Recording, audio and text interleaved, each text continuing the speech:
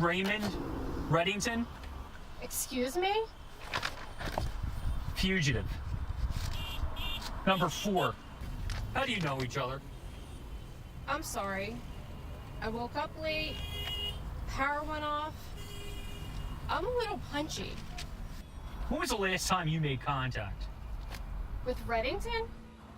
Why would you think?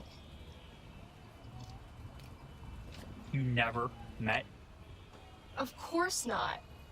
Most psychologists could only dream of interviewing a guy like Reddington.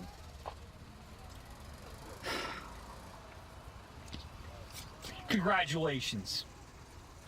Your dream's about to come true.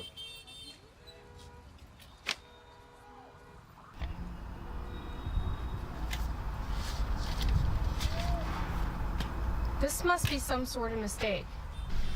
I'm sorry, you said Reddington surrendered? Why?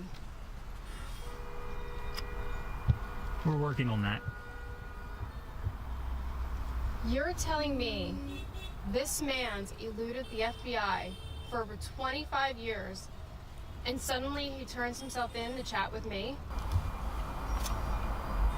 Like I said, your dream's about to come true.